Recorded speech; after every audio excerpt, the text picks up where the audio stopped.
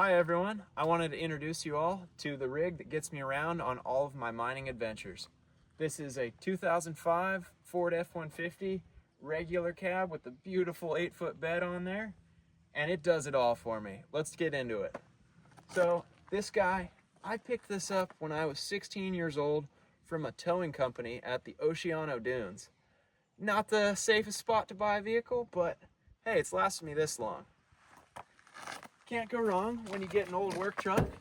This is the internet security truck, but it does it all. She's 4-wheel drive, got the longest wheelbase you could possibly think of, and I have done just about everything you could think of to make this perfect for all of my adventures. We've got suspension, off-road equipment, camping gear, all of it. The sound systems, we're set up with this rig. We'll start it off with our suspension.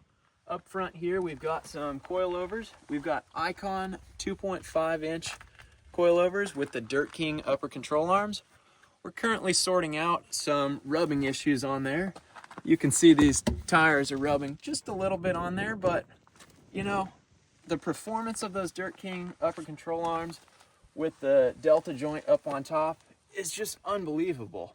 So I think it's worth it for now, but maybe in the future we'll get some wheels with some offset, some different tires. Who knows what's in the future, but we'll check out the back and see what we've got. Right here, we've got another set of Icons. Those guys are a little bit smaller. We're running leaf springs with an Icon 2-inch shock on there. And then as for tires, we've got the Goodyear Wranglers. These guys have been one of the best tires I've ever had. On the mining adventures I do, there are so many old square nails that love to drive their way right into the tread of your tires. The last set of tires, I got, 4 nails on one trip. I said, that's the end of that. We need something else. But these have done the trick. Next off, we'll start off with what we've got on the side here. This guy is a 23-0 awning. It's a 270-degree awning. This guy folds out all the way over the front passenger fender and swings around the back. So if it's raining or it's 110 degrees out, you're covered. You've got it all. And right behind that, we've got something that you guys might like. We've got a GFC rooftop tent. Little different style than what the average person does with a rooftop tent, but with an 8-foot bed, I needed something that would cover it perfectly, maintain a straight line to keep it aerodynamic across the roof, because this motor on this truck absolutely hogs on gas. But we can check out this tent and see what it's all about. Super easy to open that guy up. You've got 2 latches on the back here. And this just pops right open.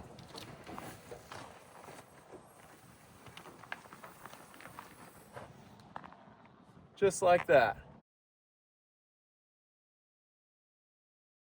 Camp is all set up. These guys are super fast, which is something I really looked for. With all these adventures I go on, I constantly wear myself out digging for gold all day long, and I need something fast. Make some grub, get to sleep, start all over again.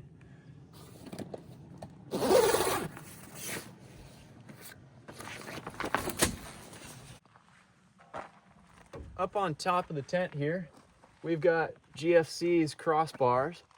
We use those to haul kayaks, paddleboards, and anything you could think of in the summer. I know I'm out there on mining adventures, but boy, I can't keep myself away from the lake. Gotta get out whenever I can. As for everything underneath the tent, we've got a custom rack. I welded this one myself. I started out welding a rack for my truck here back in high school, and the racks have came a long ways since then.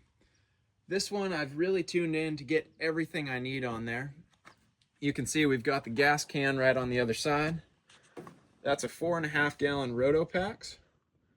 Right next to it on the left, we've got a swing case. I keep that full of my fishing gear and a little collapsible rod. Never know when you'll be next to a little stream full of trout. And you can see here we've got our little water jug poking up above the bed. Keep that guy in there most of the time. And right here we've got some traction boards. These guys are a Smitty built traction board. They're not your Max Tracks, but boy, I'll tell you, those things work. I've gotten this thing absolutely buried up to the bottom of the body with the stickiest of mud, or in the river or out in the dunes. And these things, they pull you right out. Next up, we've got the speaker underneath. That guy will keep you entertained. Whether it's a bunch of buddies at a campsite, or you're out fishing by the lake trying to make sure all the fish get attracted with your crazy music, anything works. On the back driver corner, you can see this guy here. We've got a light whip. These guys, this is an official buggy whip. It's the bright teal color. I absolutely love this when I'm flying down a dirt road at night. Make sure everyone knows where you're at. And hey, I picked the thing up at King of Hammers, so it's got a heck of a story to it as well. Underneath the tent, we've also got this weather guard toolbox. I've tried a couple other toolboxes, some of the cheaper brands. Not too happy with any of them except for the weather guards. In there, keep everything I could ever need. I've got my batteries for my tools. I've got my lovely onboard air compressor, which I have adapted to hold a Milwaukee M18 battery. Unfortunately, Milwaukee, with their compressor, does not have both kinds of air. This one's got one for your tires, one for the paddle boards, air mattress, whatever you please. But Milwaukee's only has this one here. So, for now, until they come out with one, that's what we run. We've got some recovery gear in here as well, extra fluids, so some brake fluid, diff oil, just about everything you could need. Big old bungee rope from Freedom Ropes out of Arroyo Grande.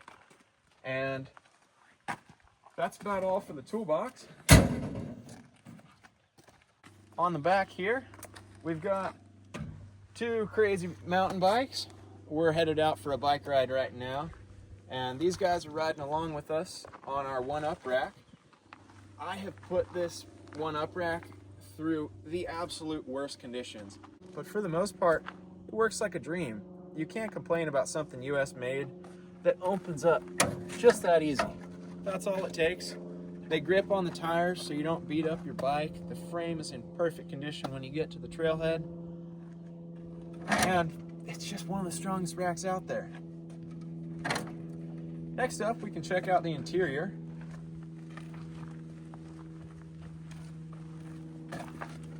With the regular cab, we've got front bench seat. It's more of a modified bench seat. So that center seat can fold up if you please, if you care to fit 3 people in the front there. It's got a manual 4-wheel drive shifter in here. That's something I was really happy to find when I found this truck. The manual 4-wheel drive shifting really makes it a lot more reliable. It's something that they're really trying to phase out on the new trucks, but it's something I really desired, so I'm glad to find that. We can also talk about the engine a little bit. We'll open that guy up.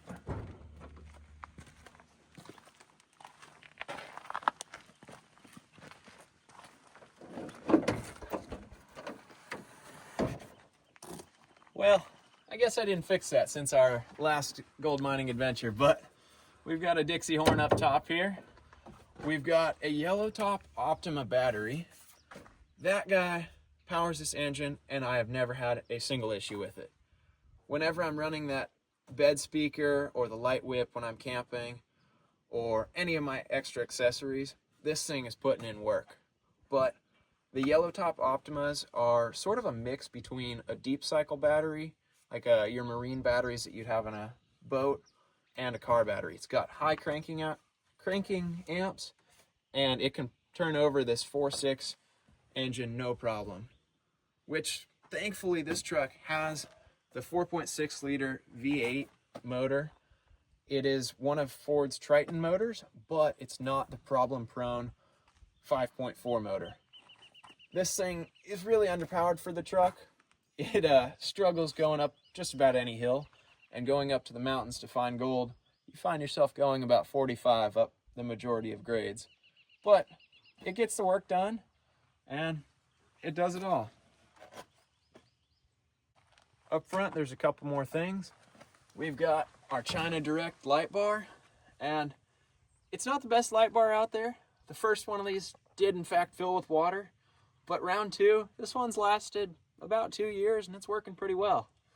Underneath that, we've got our custom pre-runner skid plate on there. We've got some round tube up front and some aluminum 1/8 inch thick running all the way back.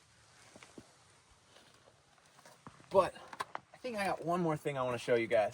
We'll close up the hood and check out this last thing.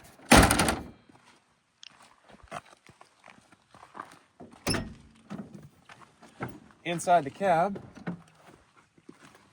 we've got our tool bag, a few extra spare parts and whatnot in there. It looks like a mess of wiring, and I'll agree, it kind of is. But we've got a kicker square sub.